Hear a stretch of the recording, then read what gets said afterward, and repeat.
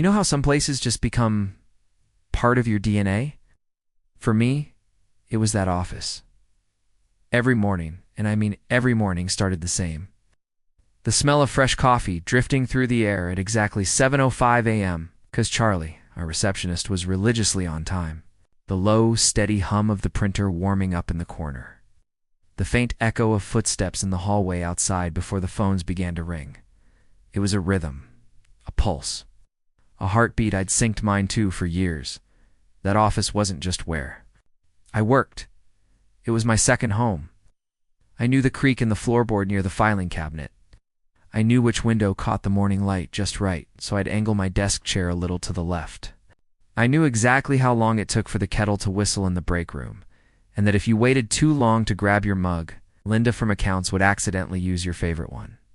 These were my constants. My comfort it hadn't. Always been like that, of course. Flashback to our first office, if you could even call it that. A shoebox-sized room above a failing shoe store. 2 mismatched desks we bought off a liquidation sale, and chairs that squeaked if you even thought about moving. My business partner Dan and I worked there like our lives depended on it, because, honestly, they kind of did. Late nights, bad takeout, and endless planning sessions where we scribbled ideas on napkins and hoped they'd make us rich one day. I still remember the thrill of landing our first big client.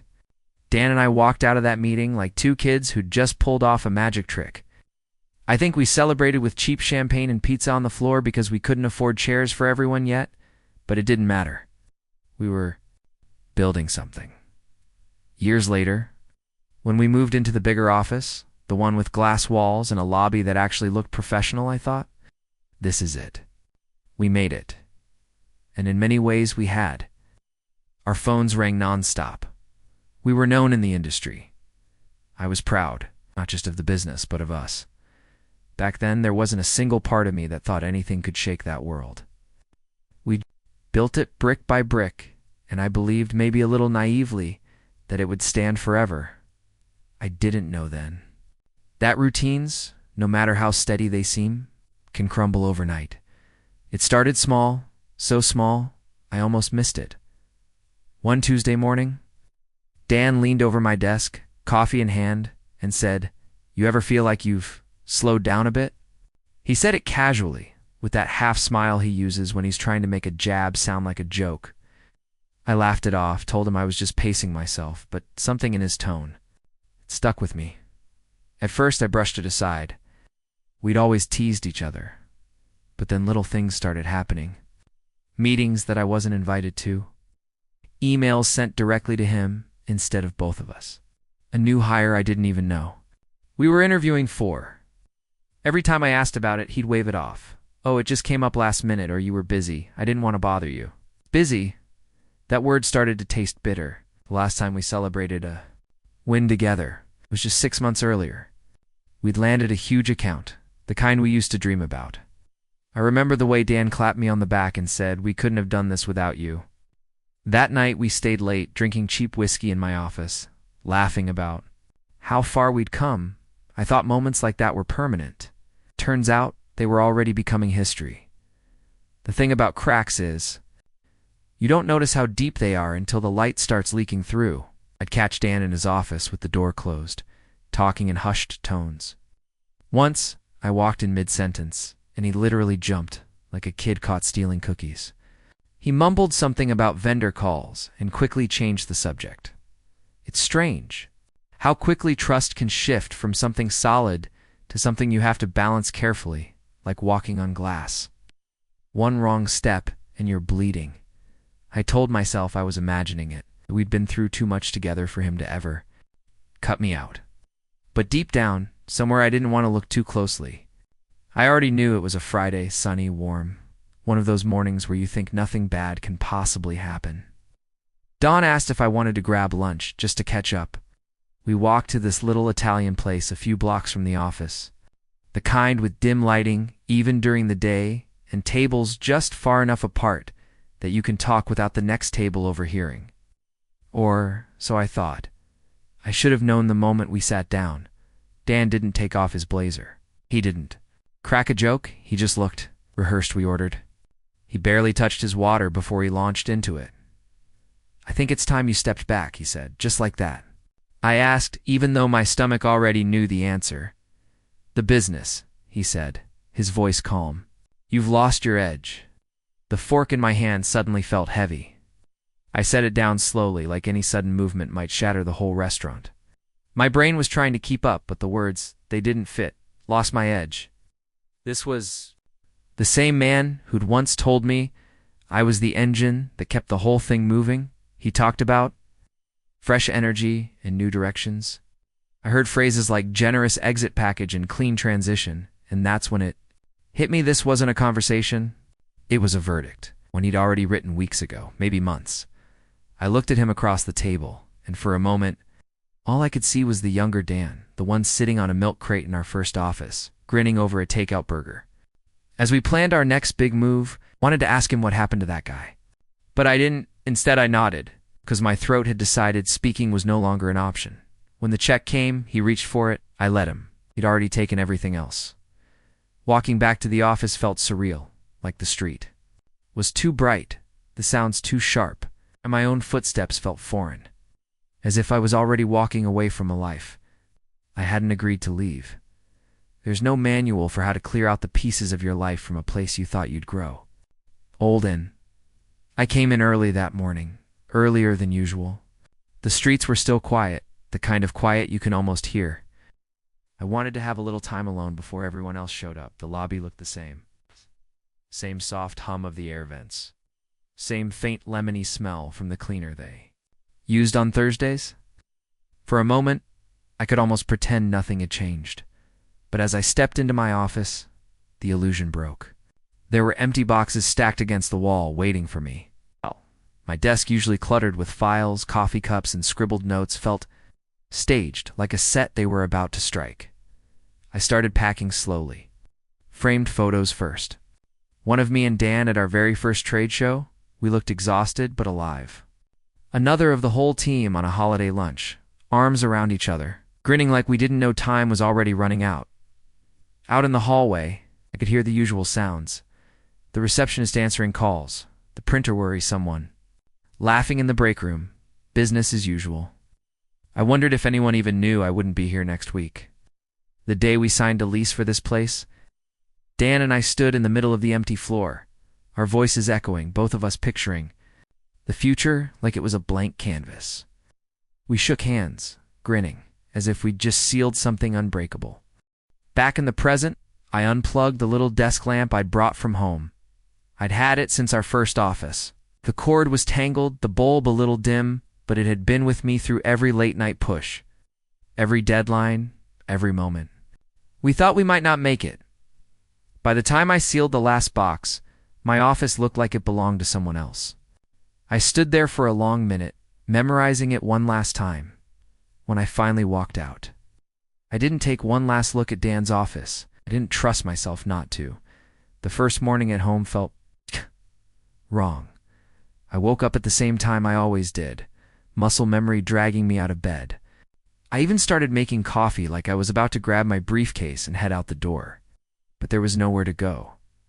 The phone sat on the kitchen counter, dark and still. No early client calls, no quick questions from the team, no Dan sending me some half-baked idea to look over. Just silence. For the first couple of days, I told myself it was a break, that I deserved the quiet. But the quiet isn't peaceful when you didn't ask for it. It's heavy, seeps into the walls, into your chest, into your head. I'd catch myself glancing at the clock thinking, oh, the meeting with Carter should be starting about now, or we'd be getting the monthly numbers today. Then I'd remember they were doing all that without me. The strangest part was how quickly the calls from clients slowed, then stopped entirely. A few reached out in the beginning, just to say they were surprised I'd left, or to wish. Me, well then, nothing. It's like my number had been erased from their phones overnight. Late nights at the office when the phones wouldn't stop ringing, I'd have 2 calls going at once, my inbox filling faster than I could clear it. Dan shouting from his office to check line 2. I used to joke that the noise was going to drive me insane one day. Now, I would have paid anything to hear it again, I tried to distract myself. Long walks, reorganizing the house, even cooking, which I'm objectively terrible at. But every so often, my eyes would wander to that phone, willing it to light up. It rarely did. That's the thing about being cut out. You don't just lose your work, you lose the proof that you mattered. It was about 3 weeks after I had left. When it happened, a Friday morning, nothing special. The sky was a pale gray, the kind that makes the whole day feel like it's still waking up. I was halfway through my coffee when my phone buzzed. It was a text from an old client. "Hey, is everything okay over there?" I stared at it for a second, not sure what over there even meant for me anymore. I typed back, "You'll have to ask Dan. I'm not there now." They didn't reply right away, which was strange. Curiosity got the better of me. I pulled up the company's social media pages. Usually they were buzzing with posts, updates, pictures of the team. But that morning, nothing. Not for a week. The last post was some generic motivational quote. Then another text came in, this time from someone who used to be one of our most loyal vendors. "We've been calling all week. Phones just ring. Is everything all right?" The main office line myself. 1 ring, 2 rings, 3. Then voicemail. No receptionist, no transfer. Just the flat robotic voice telling me to leave a message. The thing is, that phone never stopped ringing. Even during holidays, we had someone there to pick it up.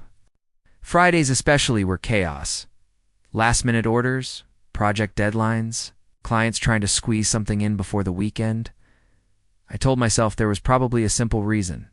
Power outage, phone system glitch. But deep down, my stomach was already twisting. This wasn't normal. I remembered one Friday years ago when our phone lines actually went down for an hour. Don had paced the office like a caged animal, barking orders at it, muttering about missed opportunities. We swore we'd never let something like that happen again. And now, I couldn't shake the feeling that it was happening for a reason. That was the first time in weeks I felt something other than numbness.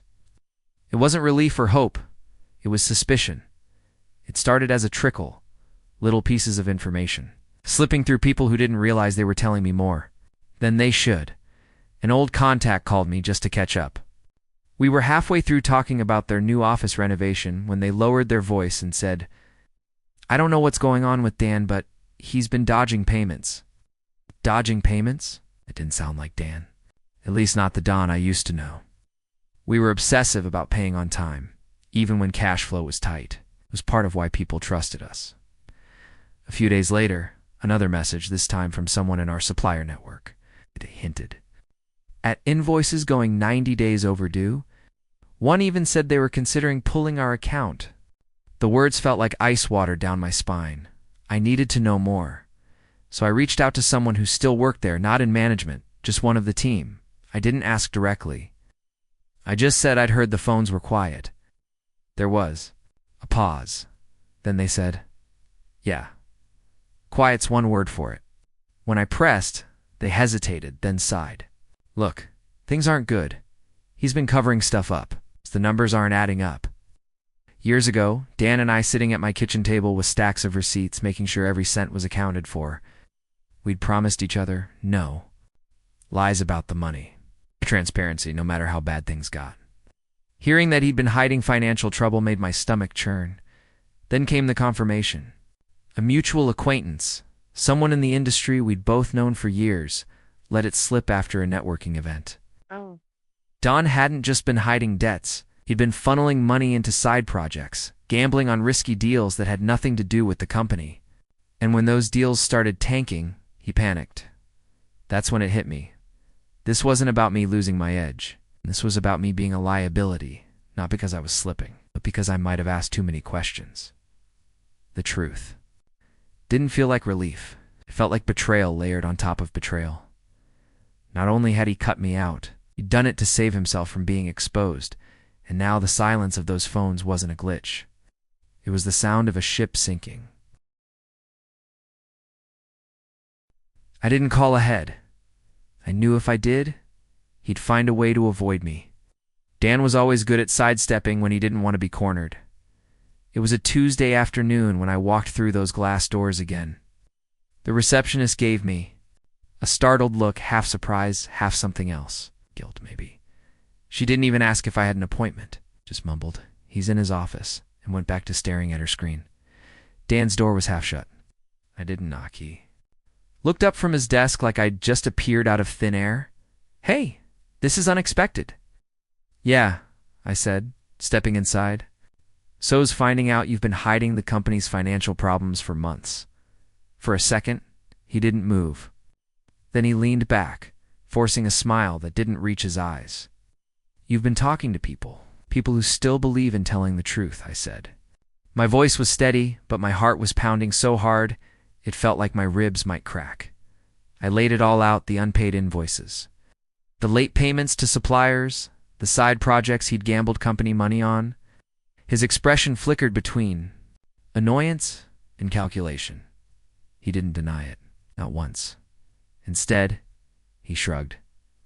"It's business. Sometimes you take risks." Risks. I shot back. That wasn't risk. That was hiding the truth from everyone who trusted you, including me. The air between us felt heavy, thick with things we weren't saying. I realized there wouldn't be an apology, not a real one. Dan wasn't the guy I'd built this business with anymore. Maybe he hadn't been for a long time. I stood there for a moment, taking him in, the expensive suit, the tired eyes, the desk that looked more like a prop than a place where real work got done. Then I said the only thing I could, "I hope. You know you've destroyed more than a company?" I walked out without looking back. That day I stopped wondering why he'd done it. Some people burn bridges because they're running from the fire they started. After that confrontation, I didn't feel victorious. There was no swelling music, no cinematic sense of justice. Just a strange kind of quiet. For a couple of weeks, I drifted. Some days I'd sleep in too late. Others I'd be up before sunrise, pacing the kitchen like I was waiting for something to happen. But eventually the restlessness started turning into something else. Not hope exactly, but a flicker of purpose. I started reaching out to old clients, not to win them back, just to say hello. A few surprised me by saying they'd been waiting for me to call. One even joked, "I thought you were too busy counting your retirement money." I laughed, but inside I felt something loosen. I began working from my dining room table. At first it was strange. No steady hum of office noise, no smell of burnt coffee from the break room. It's just me, my laptop, and a cup of coffee that was actually good because I brewed it myself. But slowly I started to remember something I'd forgotten in the chaos of running a company. I actually loved the work. Solving problems, helping people, making things happen. It's those first months in our shoebox office, when every new client felt like a miracle. Then, I didn't need fancy glass walls or a receptionist to feel successful. I just needed the chance to prove myself. And now, here I was again, stripped back to basics. I reconnected with two of my oldest colleagues, people I trusted like family. We started talking about projects, throwing around ideas, even sketching out a plan for something new. No grand announcements, no rush, just building again, piece by piece. The hurt was still there, I'm not going to lie about that. Some days I'd catch myself thinking about the old office, wondering if the plant in the corner had been watered or if anyone still used the mug I left behind. But then I'd look at what I was doing now and I realized I was moving forward, even if it was slow. When you've been gutted like that, you don't just bounce back, you rebuild, carefully. And this time I knew exactly what kind of foundation. I wanted. It was a rainy Thursday when I heard the news. Not from Dan, not from anyone at the company. Just a passing comment from an old client over coffee, shame about the business folding. Ow. I sat back in my chair, letting their words settle. Apparently, it had been coming for months. Debts piling up, clients leaving, suppliers refusing to work with them. The phones that had once been our lifeline were now disconnected entirely. I didn't feel the rush of satisfaction I thought I might. No, serves him right. No mental victory dance, just quiet. The kind of quiet you get after a storm passes, and the air feels heavier, but cleaner. That night, I took a walk through the city. The rain had eased into a fine mist, turning the streetlights into little halos. I passed the block where our old office stood. The glass walls were dark now, the lobby empty. I didn't go in. I didn't need to. The two of us, years ago, standing in that empty space for the first time, imagining everything it would one day hold. I smiled at the memory, not because it didn't hurt, but because it was real. Nothing Dan did could erase that it happened. By the time I reached home, the heaviness in my chest had shifted. Not gone, but lighter. I set my keys down, glanced at my desk, and there it was. My phone buzzing. A new client. Someone who'd heard I was working on my own again. I answered with a steady voice. "This is me. How can I help you?" And just like that, the silence I'd been drowning in broke.